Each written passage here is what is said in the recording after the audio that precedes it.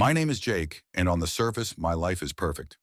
I'm an architect, well respected in my field, living in a quiet suburban neighborhood that most people would envy.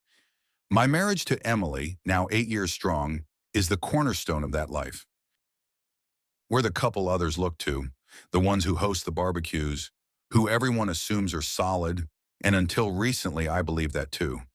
Lately, though, things have felt off. Emily's been distant, distracted.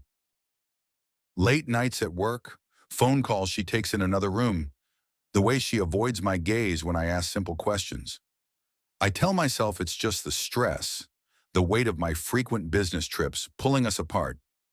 But deep down, something gnaws at me. We're friendly with Mark, our neighbor. He's charming, wealthy, the kind of guy who draws people in with ease. We've shared dinners, laughs, and more than a few bottles of wine in his backyard. But there's always been something about him, a smugness that sets my teeth on edge. It's subtle, buried beneath layers of charisma, but it's there. It's Friday afternoon, and my trip to Chicago got canceled at the last minute. I should have called Emily, but I wanted to surprise her. As I pull into the driveway, the house is quiet. No sign of her car. I step inside, half expecting her to jump out and greet me, but the silence is thick, almost suffocating. I check the kitchen, the living room, nothing. My mind races, but I push down the unease and head upstairs to drop off my bags. That's when I hear it, splashing. It's faint, but it's there, coming from Mark's backyard. Didn't he say he'd be out of town this weekend? Curiosity piqued, I step outside and make my way to the fence. As I peer over, my heart drops. There in the pool is Emily, naked, and she's not alone. Mark is with her, his hands on her body in a way that makes my blood boil. She's wrapped around him, lost in the moment, oblivious to the world. My world. For a second, everything freezes. The disbelief, the hurt, the rage, they all collide inside me, a storm of emotions I can't control. And then, just as quickly, it passes. My vision sharpens, and I feel something dark and primal take over. Mark sees me first. That smirk, that goddamn smirk stretches across his face, and he says, "I found a way to beat the heat using your wife. Want to join?" His words, so casual, so infuriating, push me over the edge. I'm over the fence before I even realize it, fists clenched, vision red. They scream, scrambling to cover themselves, but it's too late. My life, my trust, my marriage, it all shatters in that moment, leaving only one thought in my mind. Revenge. Emily's scream pierces the air, sharp and desperate, as I leap over the fence. Mark's smirk vanishes, replaced by a look of surprise and fear. I don't even think. My fists are already swinging before I've fully registered what I'm doing. The first punch lands square on his jaw, and I feel a sick satisfaction as his head snaps back, water splashing around us. "Jake, stop!" Emily's voice is frantic, but I'm beyond hearing. The rage is all-consuming, a red haze that blots out everything else. Mark tries to push me away, but I grab him by the throat, slamming him against the edge of the pool. He chokes, gasping for air, his hands clawing at mine. Was it worth it? I spit the words out, tightening my grip. "Was she worth it, you bastard?" Mark struggles, his eyes bulging with fear. I see Emily out of the corner of my eye, scrambling out of the pool, grabbing a towel to cover herself. She's shouting something, pleading, but her words don't penetrate the fog in my mind. All I can see is Mark, this smug, entitled asshole who thought he could take what was mine. He manages to land a punch on my side, and the pain cuts through the rage just enough for me to let go. Mark stumbles away, coughing and spluttering, but I'm not done. I tackle him, both of us falling into the shallow end of the pool, water surging around us. The shock of the cold water momentarily jolts me back to reality, but it's fleeting. My hands are on him again, pushing him under, watching the bubbles rise as he fights to break free. "Jake, stop!" "You're going to kill him." Emily's voice finally breaks through. I hesitate, my grip loosening as I realize what I'm doing. Mark's flailing arms grab the edge of the pool, pulling himself out, coughing violently. I stand there, chest heaving, staring at him as the realization of what just happened sinks in. I've lost control, completely. Emily rushes to Mark, helping him up, her eyes wide with fear and something else, guilt. She doesn't look at me. I take a step back, the adrenaline draining from my body, leaving me feeling empty and cold. My hands are shaking, and I don't know if it's from the fight or the overwhelming emotions crashing over me. Jake! Emily finally looks at me, her voice trembling. Please, let's talk about this. Talk? I laugh, but there's no humor in it. It's a bitter, broken sound. You want to talk? After what I just saw? Please, she says again, wrapping the towel tighter around herself. It's not what you think. Not what I think. My voice rises, echoing in the quiet neighborhood. I just caught you with him. In his pool. What the hell am I supposed to think? Mark, still coughing, tries to say something, but I cut him off with a glare that could kill. Shut up. Just shut up. Emily steps between us, her eyes pleading. Jake, it's complicated. Please, let's just go inside and talk. I want to scream at her, to demand answers, but I can't. The fury has drained out of me, leaving only exhaustion and a sick, gnawing emptiness. I nod, more out of defeat than agreement, and turn away, heading back to our house. I hear Emily helping Mark inside his place, her soft apologies and his grunts of pain. It makes me sick. Inside, I collapse onto the couch, my wet clothes clinging to me, water dripping onto the floor. I don't care. I feel like I'm in a daze, my mind racing, but unable to settle on anything. How could this happen? How did I not see it? The front door opens and Emily steps in, her face pale, her eyes red-rimmed from crying. She stands there looking lost, as if she doesn't know where to start. I don't help her. I just stare, waiting for her to say something, anything that might make sense of this nightmare. I'm sorry, she finally whispers, her voice barely audible. I'm so sorry, Jake.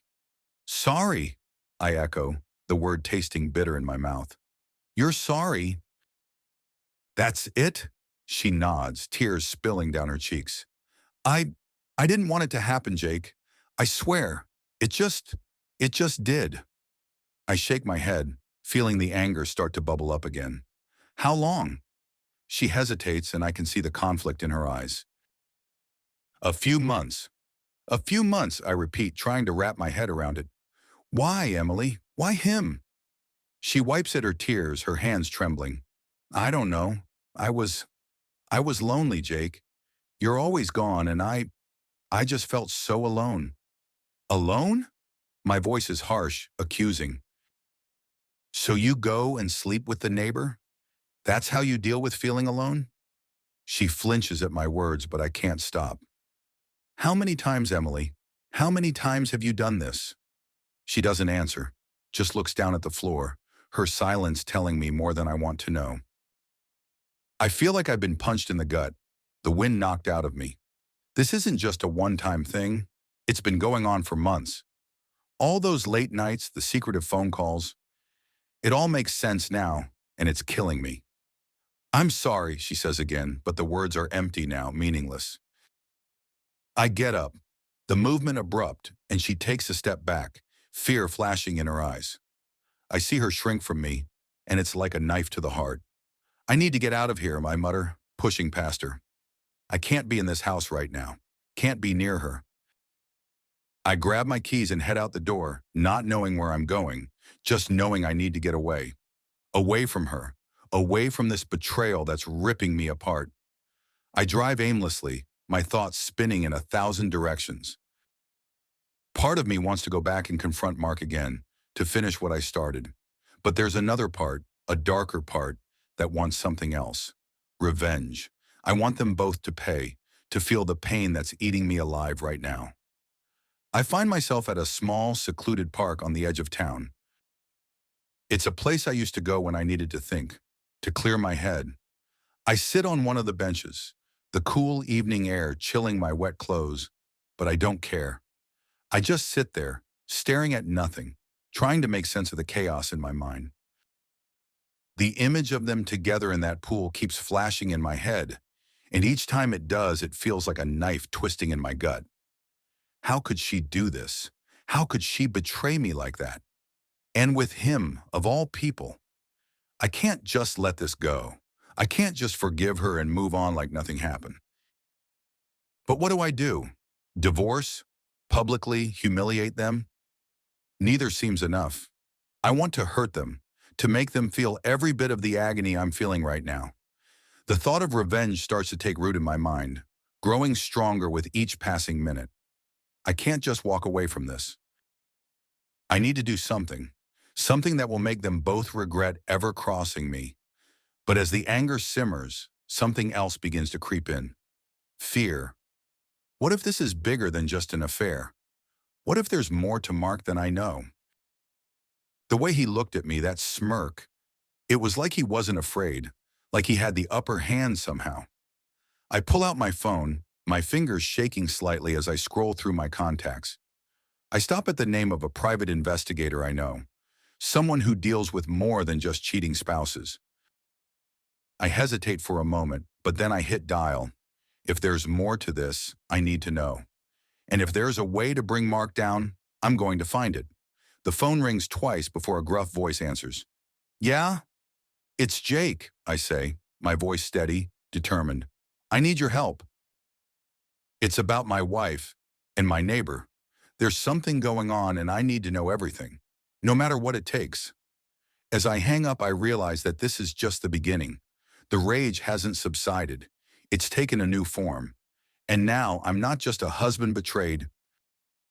I'm a man on a mission, and nothing is going to stop me from uncovering the truth and making them pay.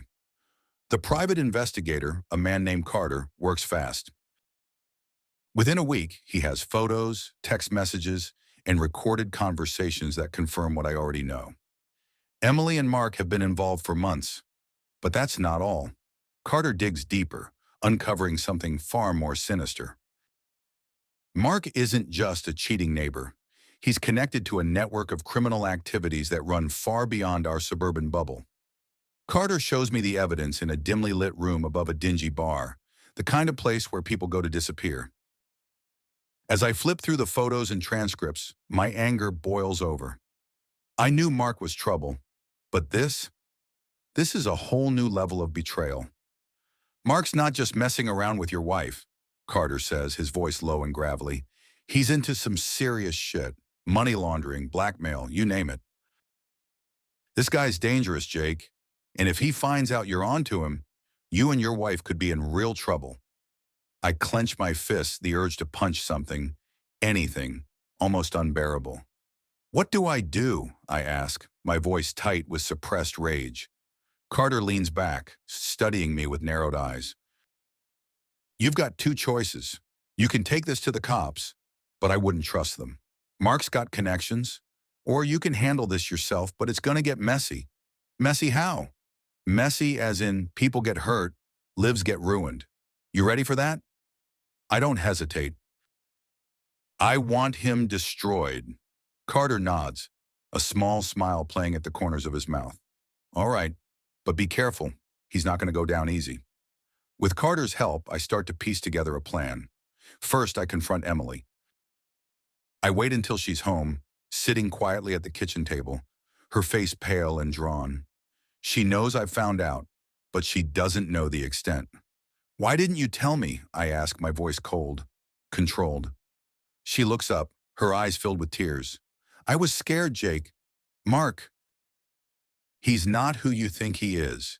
He threatened me, said he'd ruin you, ruin us if I didn't go along with it. Go along with it, I repeat, my tone incredulous.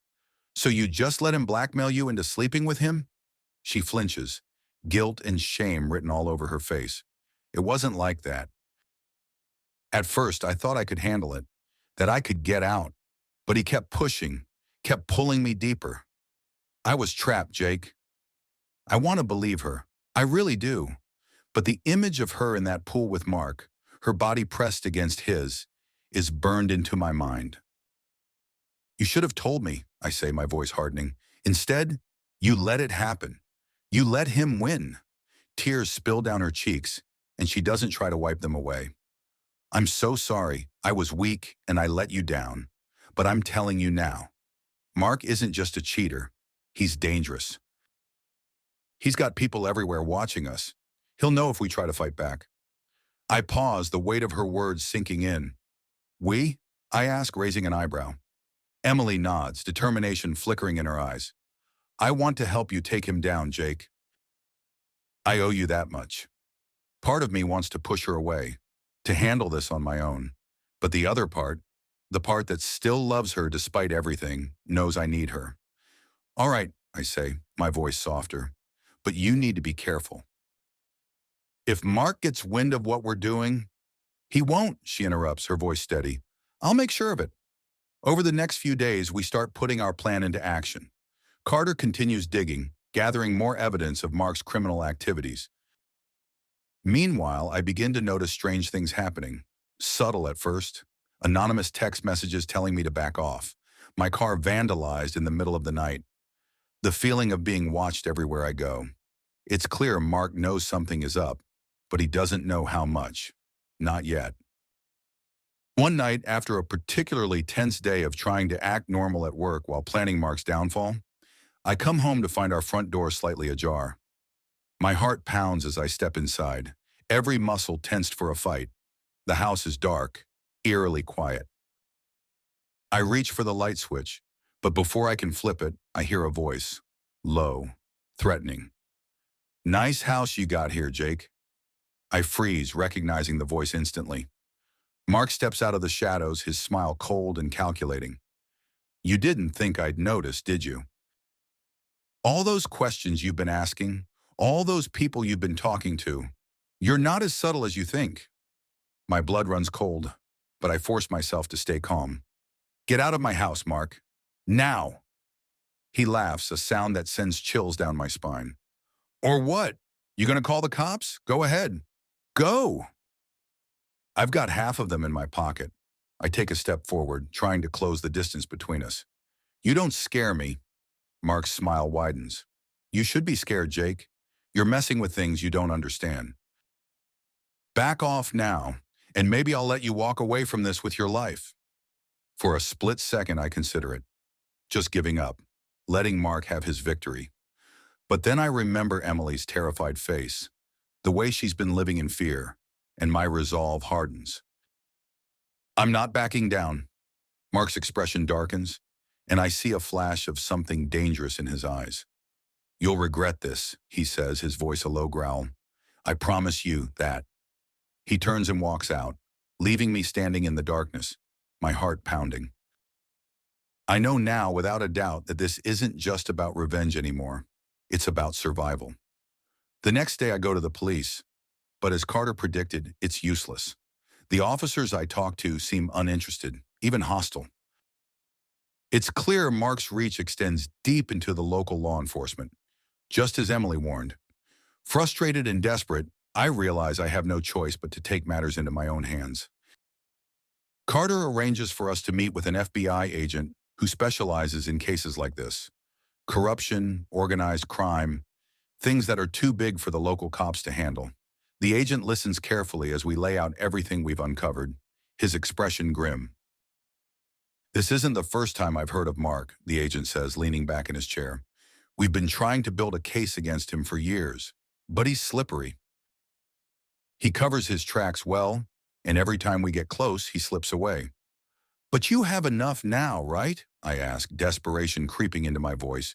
You can take him down? The agent hesitates, then nods.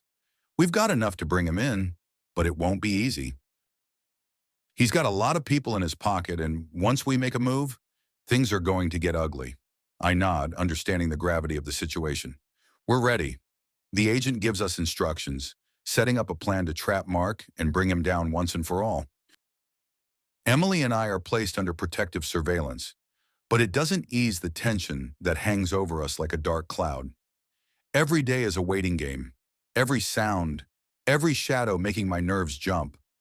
I know Mark is out there, watching, waiting for his moment to strike. But I'm ready. I won't let him win. Then just as we're closing in on him, the threats escalate. My car is torched in the middle of the night, and a brick is thrown through our window with a message scrawled across it. Stop, or you'll lose more than just your car. Emily is shaken, but she stays strong. We can't let him scare us, Jake, she says, her voice steady despite the fear in her eyes. We have to see this through. And she's right. We've come too far to back down now. The day of the raid finally arrives. The FBI moves in, and Mark is caught off guard, arrested before he can flee. But as they take him away, he locks eyes with me, a chilling smile spreading across his face. This isn't over, Jake, he says, his voice dripping with menace. Not by a long shot. As I watch him being driven away, I know he's right. This is far from over, and the real fight has only just begun. The moment I find the evidence, my heart races. It's a single document, buried deep in a folder of financial records, that ties Mark to a homicide that's gone unsolved for months. The victim was a local businessman, known for his reluctance to play along with the shady dealings in our town. The paper trail is thin, but it's there. Payments made from Mark's accounts to known hitmen, cryptic emails, a wire transfer just days before the murder. This is it, the smoking gun that can bring Mark down for good. I stare at the document, the weight of its implications settling over me like a heavy blanket. This isn't just about my marriage or my pride anymore. This is life and death, and the stakes couldn't be higher. I know I can't keep this a secret. The moment I try to take this to the authorities, though, I'll have a target on my back. Mark will know I'm coming for him, and he won't hesitate to strike first. I need a plan, something that will ensure Emily and I make it out of this alive. I contact the FBI agent I've been working with, telling him about the evidence I've uncovered. His reaction is immediate. Jake, you need to get out of there. Now. We can use this to nail him, but it's going to make you his #1 target. I don't need to be told twice. I grab my things and head home, praying that Emily is safe.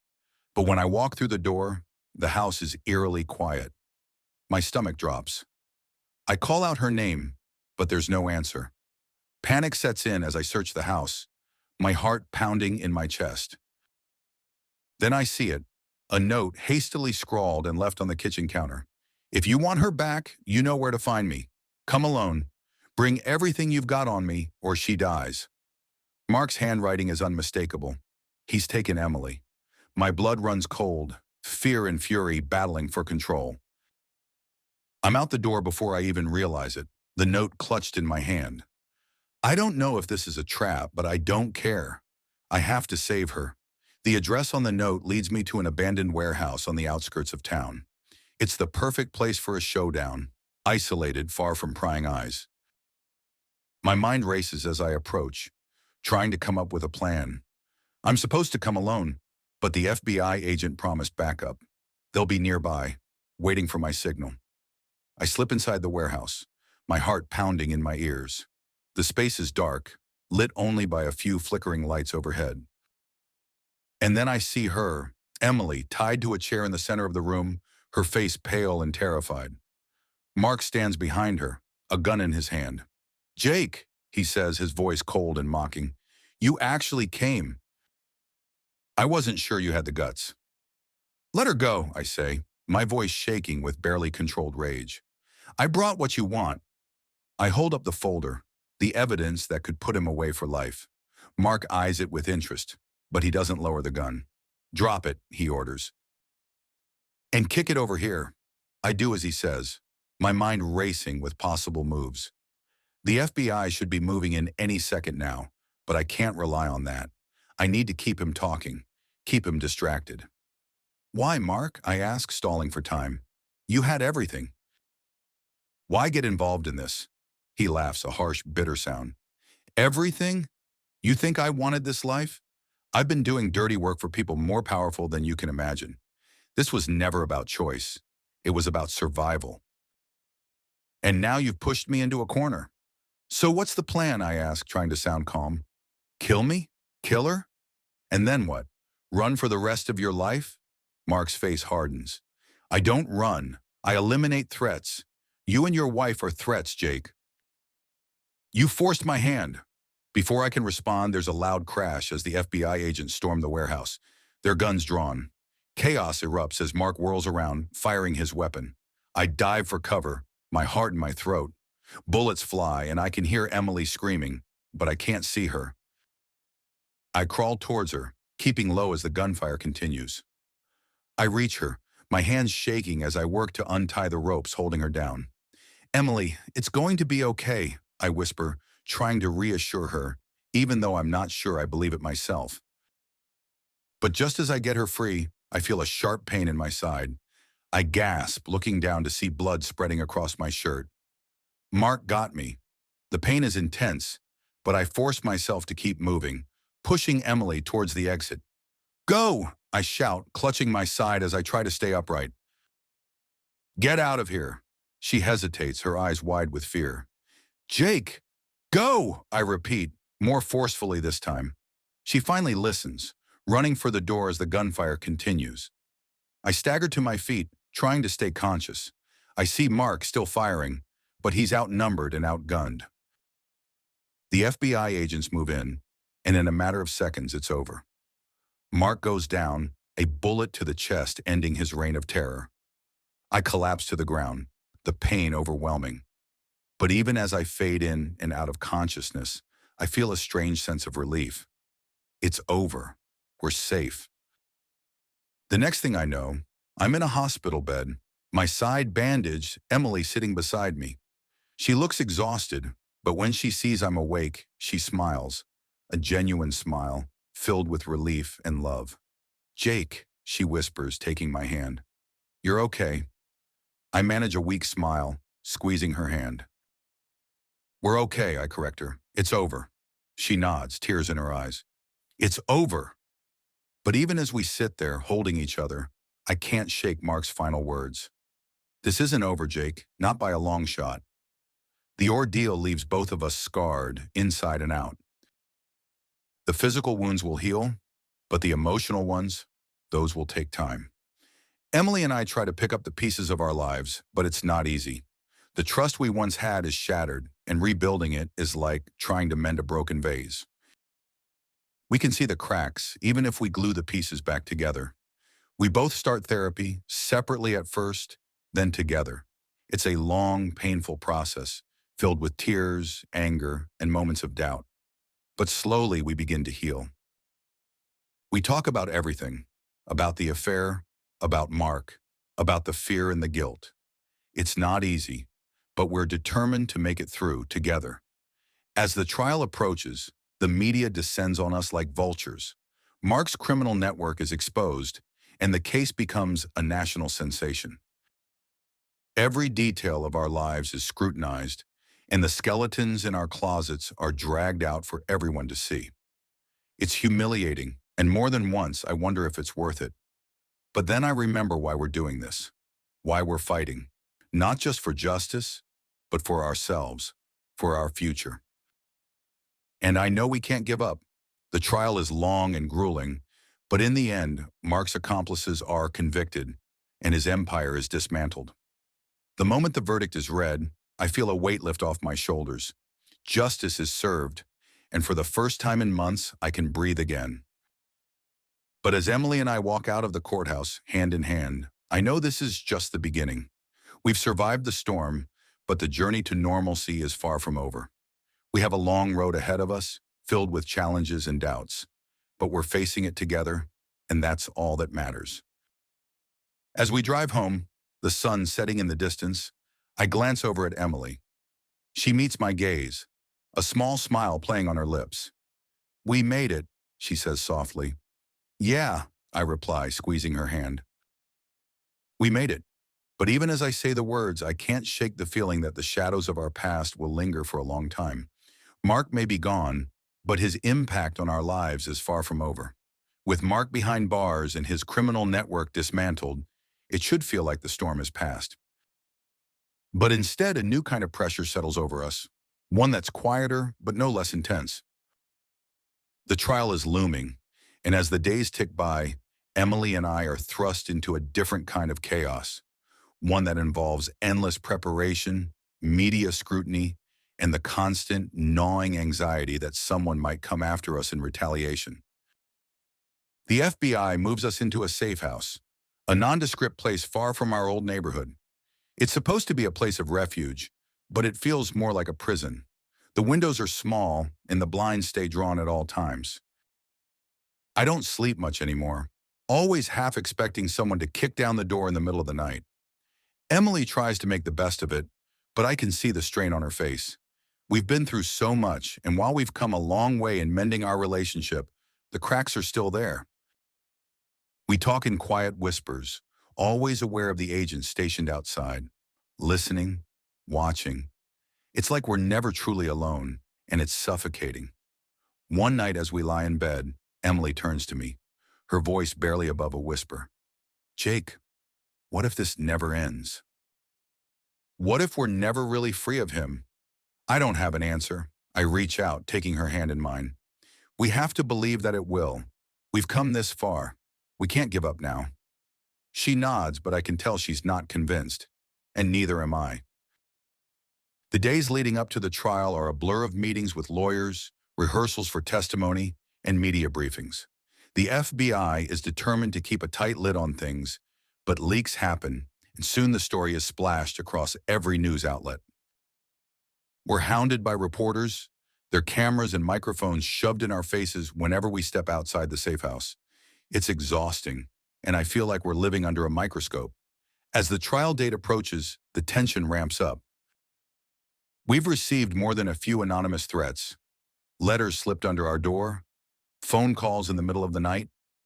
The FBI assures us they're doing everything they can, but it doesn't make the fear go away. Every shadow, every unexpected sound makes my heart race. On the morning of the trial, I wake up with a knot in my stomach. Emily is already up, sitting at the small kitchen table, staring out the window. She looks so fragile in the pale morning light, and it breaks my heart. We're going to get through this, I say, trying to sound confident. She turns to me, her eyes filled with a mix of fear and determination. I know. I just wish it was over already. Me too. The drive to the courthouse is nerve-wracking. We're in an armored car flanked by FBI agents, but I can't shake the feeling that something is going to go wrong. I keep my eyes on the road, watching for any sign of trouble. Emily squeezes my hand, her grip tight, and I can feel the tremor in her fingers. When we finally arrive, the courthouse is swarming with media and onlookers. It's like a feeding frenzy, and I feel a wave of nausea as we're hustled inside, the cameras flashing like strobe lights. I've never felt so exposed, so vulnerable. Inside, the atmosphere is tense. The courtroom is packed, every seat filled with reporters, lawyers, and spectators. The judge calls the court to order, and the trial begins. The prosecution lays out their case methodically, presenting the evidence we've worked so hard to gather. It's overwhelming, even for me, to see the full scope of Mark's crimes laid bare. Money laundering, blackmail, bribery, and, of course, murder. Emily and I both testify, recounting the horrors we've endured, and it's the hardest thing I've ever done. Reliving it all in front of a room full of strangers, with Mark's cold eyes boring into me from across the courtroom, is almost too much to bear. But we get through it. Day by day, we get through it. As the trial drags on, the media circus outside only grows. The pressure is relentless, and it starts to wear us down. Emily becomes more withdrawn, barely speaking except when necessary. I try to be there for her, but I'm struggling too. The constant stress, the sleepless nights, the fear, it's taking its toll on both of us. One night after a particularly grueling day in court, Emily finally breaks. She bursts into tears, collapsing into my arms. I can't do this anymore, Jake. I can't keep pretending I'm okay when I'm not. I hold her close, my own eyes stinging with unshed tears. We're almost there, Emily. Just a little longer, and this will all be behind us. She shakes her head, her sobs muffled against my chest. But what if it's not? What if this is our life now? I don't have an answer, so I just hold her, hoping that my presence is enough to give her some comfort. The trial finally comes to an end after weeks of testimony and arguments. The jury deliberates for 2 days, and those 48 hours feel like an eternity. Emily and I barely speak, the tension between us thicker than ever. When the jury finally announces they've reached a verdict, I can barely breathe. We sit in the courtroom, holding hands as the foreman reads the verdict. Guilty on all counts. The relief is overwhelming, and I feel like I'm going to collapse from the sheer weight of it. Mark is going away for a long time, and justice has been served. But as they lead him away, he turns to look at me, his eyes filled with cold fury. His last words echo in my mind. "This isn't over, Jake. Not by a long shot." The trial is over, but the aftermath is far from easy. The media frenzy continues, and Emily and I are thrust back into the spotlight as the heroes who brought down a criminal empire. But it doesn't feel like a victory. The damage has been done, and the scars run deep. We're given new identities and relocated through the witness protection program.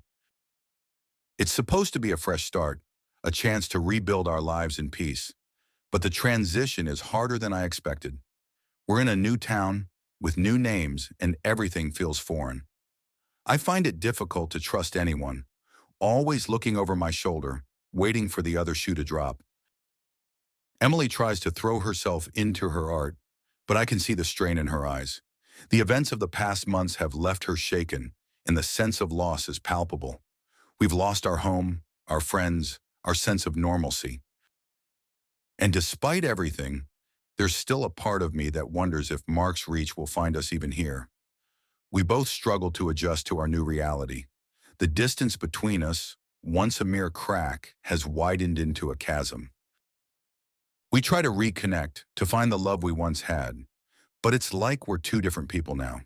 The betrayal, the trauma, the constant fear, it's all taken its toll.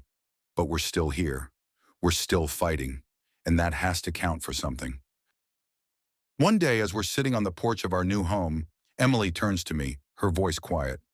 "Jake, do you think we'll ever really be free of this? Of him?" I don't know what to say. I want to tell her yes, that we'll move on and find happiness again. But the truth is, I'm not sure. All I know is that we have to keep trying. We owe it to ourselves to keep trying. "We will," I say, squeezing her hand. "We'll make it through this. Together." She gives me a small, hopeful smile, and for the first time in what feels like forever, I believe it. We've been through hell, but we're still standing.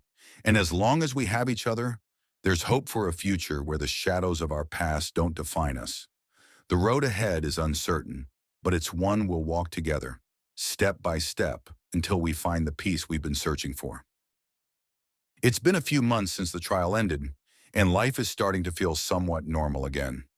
Emily and I have settled into our new home under the Witness Protection Program. We've been given new identities, and we're in a town where nobody knows us, far from the chaos that turned our lives upside down. But even though the physical threat seems to have passed, the psychological scars remain. I've been trying to focus on rebuilding our life, but the shadows of the past still linger. Every time the phone rings, every time I hear an unexpected noise, my heart skips a beat. I can't shake the feeling that someone is still out there, waiting for the right moment to strike. Emily feels it too, though she tries to hide it. We're both haunted, not just by what happened, but by the fear that it could happen again. One evening, after a particularly restless day, I'm sitting on the porch, watching the sunset. The sky is painted with hues of orange and pink, but I can't fully appreciate its beauty. My mind is elsewhere, running through a list of potential threats, trying to anticipate the next move, even though I know that's not how I should be living. Emily joins me, bringing 2 cups of coffee. She sits down beside me, and for a moment, we just sit in silence, sipping our drinks. The quiet is comfortable, but it's also heavy, filled with things we haven't said to each other. "Jake," she begins softly, "we need to talk." I glance at her, my stomach tightening. "About what?" "About us. About what happens next." I nod, taking a deep breath. "Yeah, I've been thinking about that too. We can't keep living like this, always looking over our shoulders. She looks down at her cup, her fingers tracing the rim. I know, but I don't know how to move forward. It's like there's this wall between us, and I don't know how to tear it down. Her words hit me hard because I felt the same thing. The distance between us, once a crack, has widened into a chasm. We've been through so much, and yet it feels like we're further apart than ever. We've been through hell, I say quietly, and we survived. But I don't want to just survive, Emily. I want us to live again, to be happy. She meets my gaze, her eyes filled with a mix of hope and fear. Do you think that's possible? I don't know, I admit, but I think we have to try. We owe it to ourselves to try. We fall into silence again, the weight of the conversation hanging between us. I know we can't go back to the way things were, but maybe we can find a new normal, one that's built on honesty and understanding. But just as I'm about to suggest we start therapy together, something catches my eye. A figure standing at the edge of our property, half hidden in the shadows. My heart leaps into my throat, and I'm on my feet in an instant. Emily, get inside him, I whisper urgently. What? Why? Now, I command, my voice leaving no room for argument. She hesitates, fear flashing in her eyes, but then she nods and hurries inside, locking the door behind her. I stay on the porch, my eyes fixed on the figure, trying to make out who it is. My pulse pounds in my ears as I reach for the gun I keep hidden in the drawer by the front door. The figure steps closer, and I finally see who it is. A man, tall and broad-shouldered, wearing a dark jacket. He's too far away for me to see his face clearly, but there's something about the way he moves that sends a chill down my spine. He's not just some passerby. He's here for a reason. Who are you? I shout, aiming the gun at him. What do you want? The man doesn't answer. Instead, he stops in his tracks, his posture relaxed, almost casual. It's as if he's daring me to make the first move. Stay where you are, I warn, my finger hovering over the trigger. Finally, the man speaks, his voice low and gravelly. You've been running for a long time, Jake. But you can't hide forever. His words hit me like a punch to the gut. This isn't over. Mark's warning echoes in my mind. This isn't over, Jake. Not by a long shot. I feel a surge of anger and fear, but I force myself to stay calm. If you take another step, I'll shoot. He laughs, a cold, mirthless sound. Go ahead, but it won't change anything. There's a lot more where I came from. I don't hesitate. I fire a warning shot into the ground near his feet. The man doesn't flinch, but he stops moving, his smile fading. You're not going to get away with this, I say through gritted teeth. He tilts his head slightly as if considering my words. Maybe not, but neither will you. You've made enemies, Jake. And they're not going to stop until they get what they want. Before I can respond, he turns and disappears into the darkness, leaving me standing there, gun in hand, my heart racing. I want to chase after him, but I know it's too dangerous. Instead, I rush back inside, locking the door behind me. Emily is waiting in the hallway, her eyes wide with fear. Jake, what's going on? Who was that? I shake my head, trying to calm my racing thoughts. I don't know, but whoever he is, he's not working alone. This isn't over, Emily. They're still coming for us. She pales, her hand covering her mouth. What do? We fight, I say, my voice firm. We fight and we survive, just like we always have.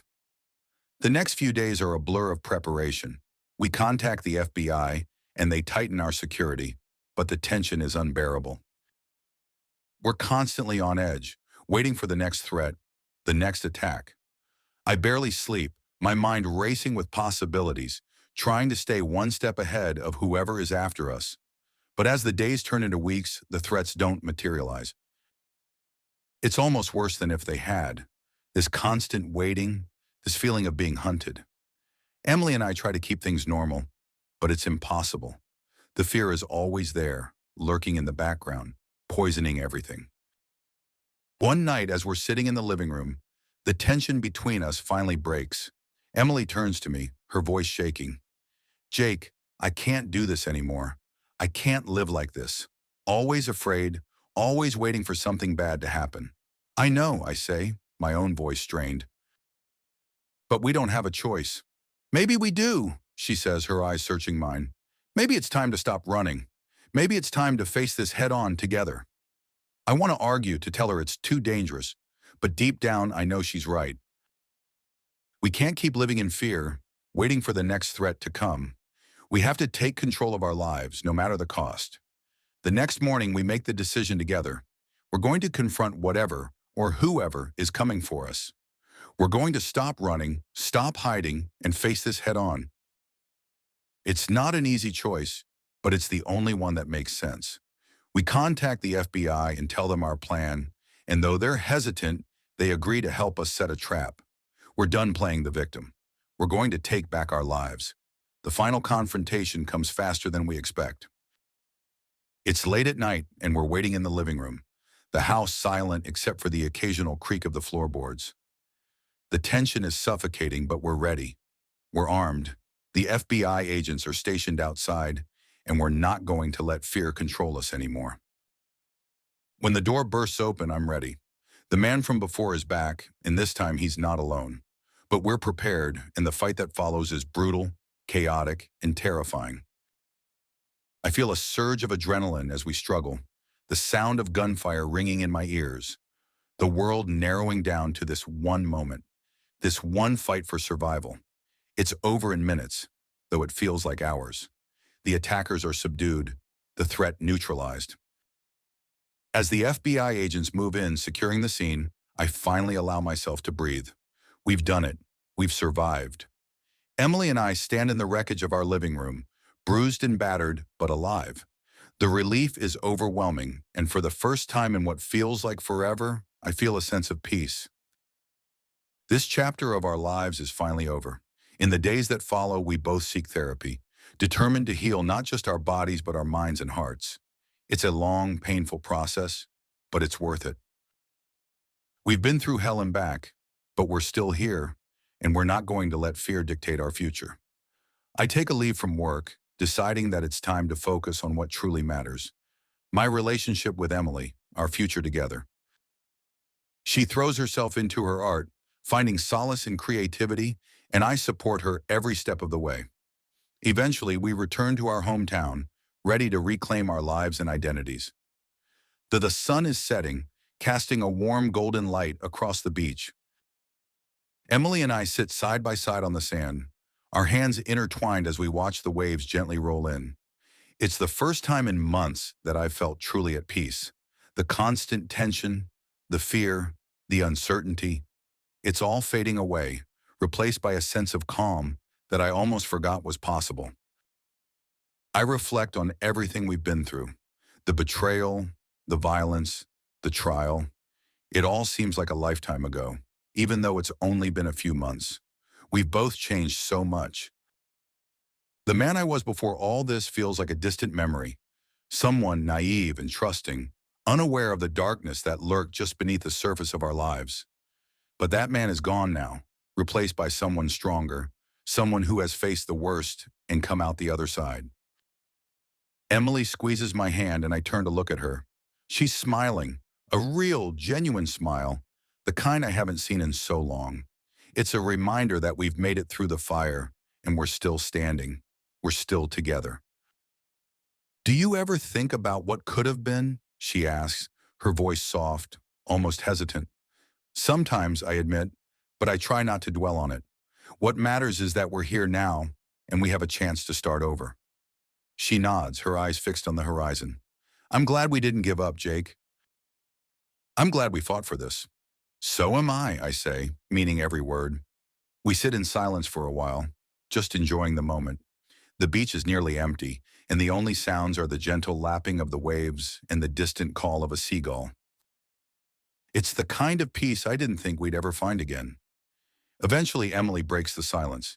I've been thinking a lot about the future, she says, her tone contemplative, about what we want to do, where we want to go from here. Me too, I reply. I know we can't go back to the way things were, but maybe that's a good thing. Maybe it's time to build something new, something better. She turns to me, her expression serious. What do you want, Jake? Really want? I take a deep breath, considering her question. I want us to be happy, I say finally. I want us to live a life that's ours, without fear, without looking over our shoulders. I want to start something new with you, something we can be proud of. She smiles and there's a spark of excitement in her eyes. I've been thinking about that too. I've been thinking about opening a gallery, showcasing my art, and maybe even helping other artists. I want to create something beautiful out of all this pain. I nod, feeling a sense of purpose that's been missing for so long. I think that's a great idea, and maybe I can help you with it. We could even open a business together, combine our skills and passions. Architecture, art, it all fits together. Her smile widens, and for the first time in a long time, I see the future as something bright, something full of possibility. I'd like that, she says. I'd like that a lot. As we talk, the ideas start to flow. Plans for the gallery, thoughts about how we can make it work, dreams of what our new life could look like. It's exciting, and for the first time, I feel like we're moving forward instead of being stuck in the past. And then there's the other thing we've been avoiding talking about, but it's always there, lingering at the edges of our thoughts. Emily, I say, turning serious again, what do you think about starting a family? I know it's a big step, especially after everything we've been through, but she cuts me off with a soft kiss, her lips warm against mine. When she pulls back, there's a tenderness in her eyes that makes my heart swell. I think I'd like that, Jake. I think it's time we start looking toward the future, toward building a family. I can't help but smile. It feels like the last piece of the puzzle, the final step in reclaiming our lives. Then let's do it, I say. Let's start a family. Let's build something beautiful together. We sit there for a while longer, talking about the future, making plans, dreaming about what our life could be. It's a conversation filled with hope and possibility, and it's exactly what we need. We've been through hell, but we've come out the other side stronger, more connected, more certain of what we want. A few days later, I receive a letter from a publisher. They've heard about our story and are interested in turning it into a book. At first, I'm hesitant. The idea of reliving everything, of putting our pain and trauma out into the world for everyone to see, is daunting. But the more I think about it, the more I realize that our story could help others, that it could be a way to make something good out of all the darkness we faced. I show the letter to Emily, and she reads it carefully, her expression thoughtful. When she finishes, she looks up at me. I think you should do it, Jake. I think our story could really help people. And maybe it's a way for us to finally close this chapter of our lives. I nod, feeling a sense of resolve settle over me. You're right.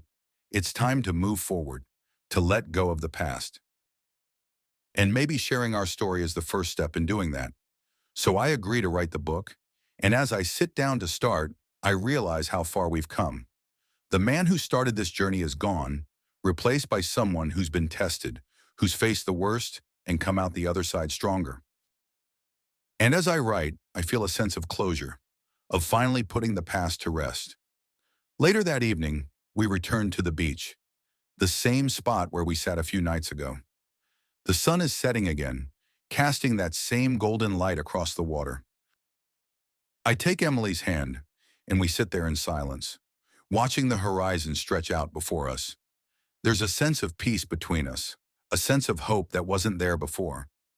We've been through the fire, and we've come out the other side. The future is still uncertain, but it's filled with promise. And as we sit there hand in hand, watching the sun dip below the horizon, I know that whatever comes next, we'll face it together. For the first time in a long time, I feel truly hopeful. The past may have been dark, but the future, our future, is bright, and it's ours to shape.